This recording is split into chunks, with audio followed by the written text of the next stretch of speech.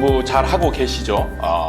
저번 시간에는 전세가는 오르기 쉬운 시장 구조를 가지고 있다. 타이틀 첫 번째, 두 번째 타이틀. 첫 번째는 임차인은 월세보다 전세를 선호한다. 그리고 두 번째 타이틀은 임대인과 임차인의 협상력의 차이가 있다.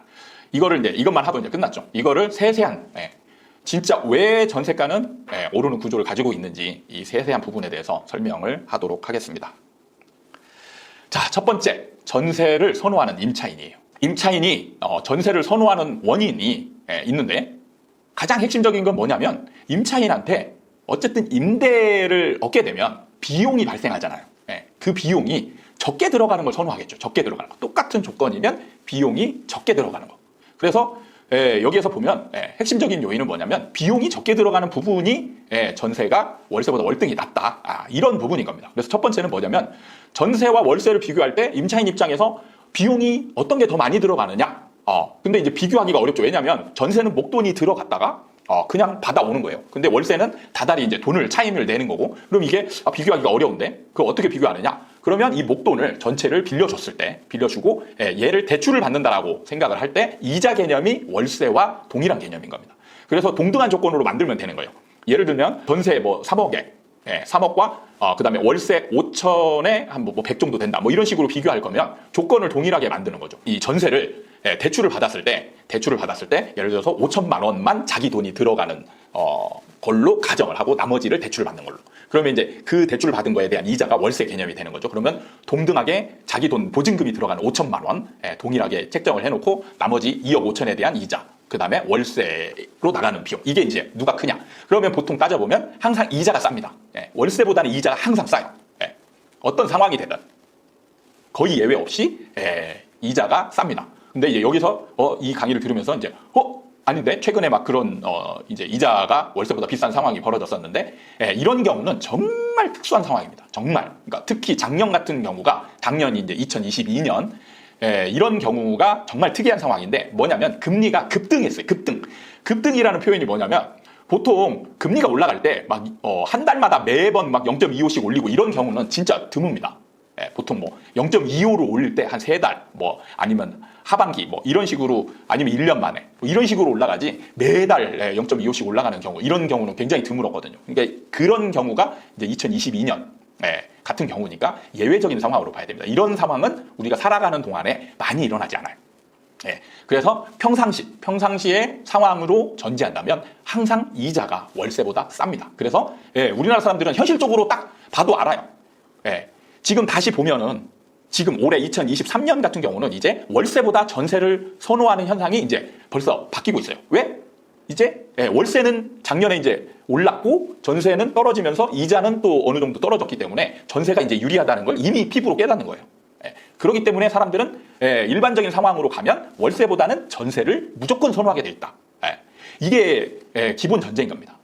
그래서 최근처럼 금리가 급등할 경우에 단기간 안에 급등할 경우에는 일시적으로 월세를 선호한다. 그러면 밑에 같은 경우 이제 보면은 금리가 천천히 상승할 경우 이 경우에는 전세를 선호합니다. 금리가 올라가는데도 전세를 선호하느냐? 이 부분은 잘 아셔야 될 게 뭐냐면 월세가 금리가 급등한다라는 건 이자가 올라가는 속도와 월세 올라가는 속도를 비교했을 때 금리 올라가는 속도가 훨씬 빠를 경우에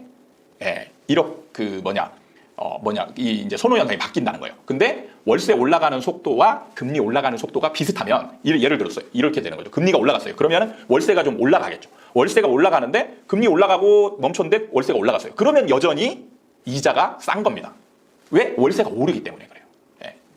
그런데 단기간 안에 월세가 오르기 전에 금리가 더 많이 올라갔다. 그러면 이제 이게 선호도가 바뀌는 거죠. 이게 이제 단기간 안에 급등을 했느냐 아니냐의 구별 기준이 되는 겁니다. 그래서 금리가 천천히 상승할 경우에는 그에 맞춰서 월세가 변하기 때문에 전세가 여전히 선호된다. 그러니까 전세보다 월세가 선호되는 상황이 임차인 입장에서 상황은 정말 살다 보면 정말 드물게 일어나는 현상이라는 거예요. 2022년 같은 상황은 한 10년이나 15년, 좀 길게 보면 한 20년 만에 한 번 정도, 그것도 1년 정도 그런 상황만 벌어지지 그 외의 상황은 항상 기본 전제인 전세의 이자가 싸다. 이게 이제 핵심인 겁니다. 그렇기 때문에 임차인은 항상 전세를 선호하게 돼 있어요. 그래서 어떻게 되느냐? 전세는 구조상 수요와 공급이 불균형 상태가 돼요. 이걸로 이제 그림으로 제가 설명을 드릴게요. 전세를 선호하는 임차인 때문에 수요와 공급이 항상 어긋나 있는 구조가 됩니다. 우리나라 시장 구조를. 그래서 자, 그림을 보시면 자, 임대 공급이 100개가 있어요. 그리고 임차인 수요가 100명이 있어요. 자, 우리가 이렇게 일상적으로 생각해 보면 수요와 공급이 100대 100이다. 그러면 균일하잖아요.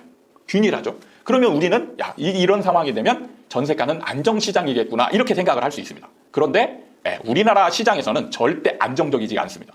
왜냐하면 세부적으로 들어가 봐야 되는 거예요.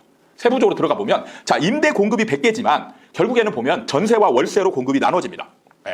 왜냐하면 자, 임대인 입장에서는 어떤 게 좀 더 나을까요? 전세를 놓는 게 나을까요? 월세를 놓는 게 나을까요? 전세가 좋으니까 갭 투자를 많이 하지 않나? 이렇게 이제 말씀하시는 분들도 있을 텐데 원칙적으로는 월세가 월등히 좋습니다. 왜? 수익이 많으니까요. 임대인 입장에서는 수익이 많은 게 좋은 거죠. 그럼 왜 다 월세를 놓지 왜 전세를 놓습니까? 라고 얘기할 수 있는데 여기에 기본 전제는 월세가 좋은데 자, 정책이나 아니면 이제 대출 상황. 월세를 놓으려면 임대인은 대출을 받아야 돼요. 근데 만약에 월세를 놓고 싶은데 대출이 안 나오는 임대인이 있거나 아니면 대출이 굉장히 적게 나오는 임대인이 있을 수 있잖아요. 그러면 이때 효용 가치를 따져보면 굳이 월세가 이제 높지가 않게 되는 거죠. 이해됩니까? 그래서 내가 돈 여유도 많고 대출도 잘 나오는 사람 입장이라면 월세를 놓을 수 있는 상황이 갖춰지는 겁니다. 그런데 그렇지 않은 사람들은 월세를 놓고 싶어도 내가 좀 임차인이 잘 안 찾으니까 그러면 공실이 좀 나면은 내가 들어가야 될 돈도 많고 잔금 치를 여유도 없는데 이런 걱정을 하다 보면 그냥 임차인이 많이 찾는 걸 어쩔 수 없이 하는 경우들이 많은 거예요. 그래서 전세 물건이 많은 겁니다. 그러니까 이런 거를 세세하게 따질 줄 알아야 돼요. 그냥 전세를 많이 놓으니까 사람들이 전세가 좋아서 놓는 거다 이렇게 알고 있으면 안 된다는 거죠. 임대인 입장에서는 월세가 좋습니다. 그런데 놓고 싶어도 못 놓는 경우들이 있기 때문에 그래요. 그래서 보면은 반반 정도. 아니면 좀 6대 4나 이런 걸로 이제 전세가 좀 많은 경우들이 있어요. 근데 제가 이제 비교하기 쉽게 50대 50으로 나왔습니다. 그래서 임대 공급이 100이면 전세 공급 50가구와 월세 50가구 정도로 나눠질 수 있어요. 그렇죠. 공급이 이렇게 나눠집니다. 그런데 자, 임차 수요 100, 임차인 100가구는 뭐냐면 자, 첫 번째 선호되는 자기가 가고 싶은 걸로 쫓아간다는 거죠. 이해됩니까? 월세와 전세 물건이 있어요. 그러면 임차인들은 뭘 선택하죠? 무조건 전세를 선택하죠. 그렇지 않습니까? 여러분들 월세와 전세 있는데 동등하게 봅니까? 월세는 일단 제끼고 보는 거예요. 월세는 고민을 전혀 안 합니다. 거의 안 해요. 특수한 상황에 빠진 경우, 목돈을 구할 수 없는 상황에 빠진 사람들만 월세를 어쩔 수 없이 들어가는 거지 대부분은. 근데 문제는 옛날에는 이제 목돈이 없는 사람이 월세를 선택했는데 요즘은 목돈이 없어서 안 가는 사람 거의 없어요. 왜? 우리나라에서 이제 정부가 전세 대출을 아주 잘해주기 때문이에요. 그래서 돈이 없어서 못 가는 전세인은 거의 없어요. 그렇기 때문에 임차인들은 전세를 엄청 선호하게 됩니다. 그러면 뭐예요? 이미 수요와 공급이 어긋나게 되죠. 왜?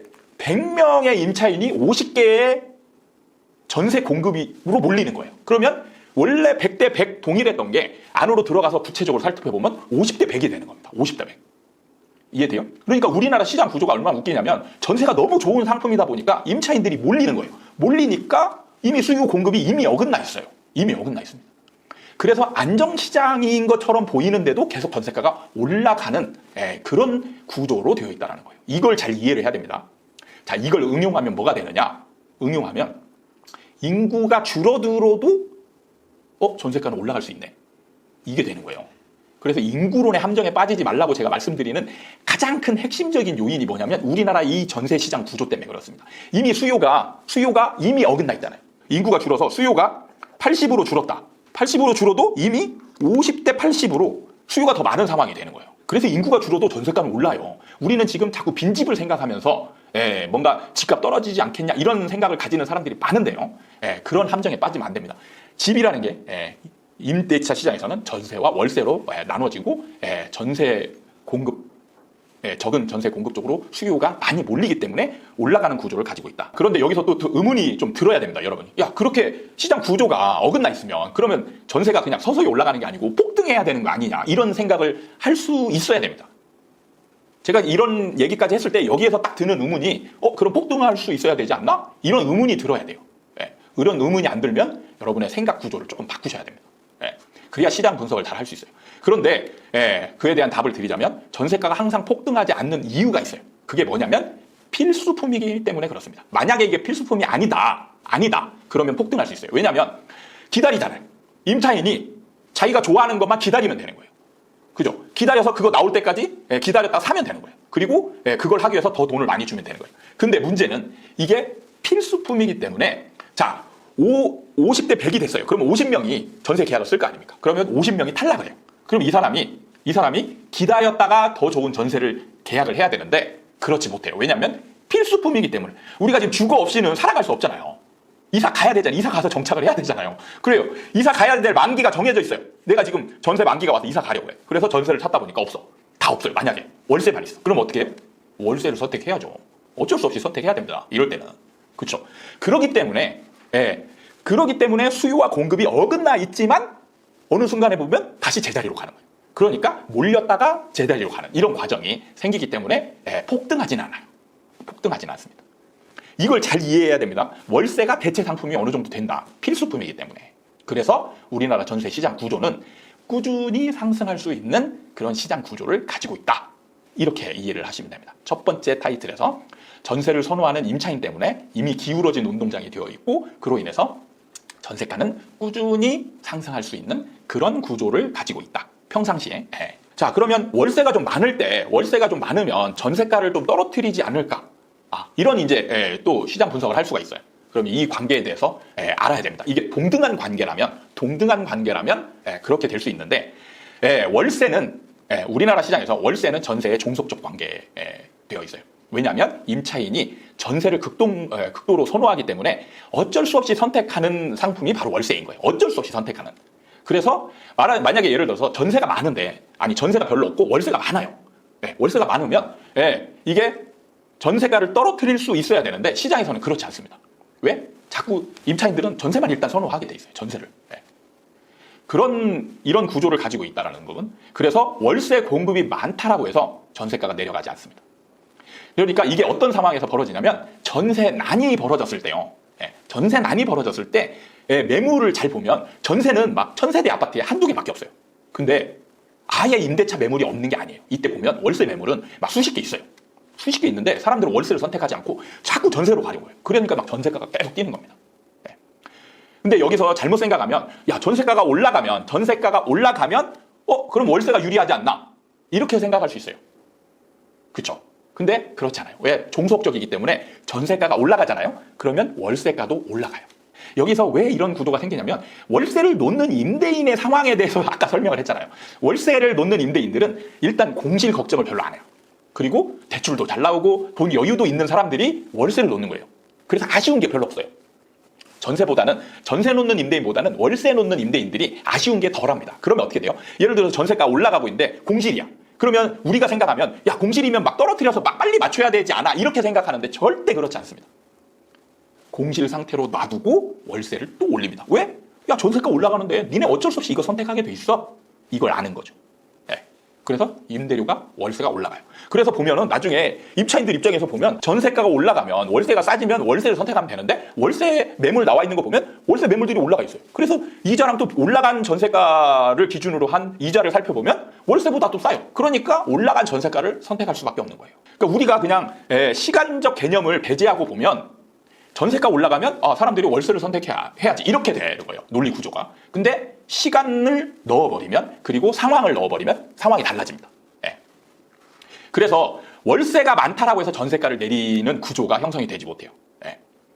이걸 잘 이해하셔야 됩니다. 그래서 시민단체들 중에 임대료를 안정시키기 위해서 공공임대를 얘기하는 분들이 많아요.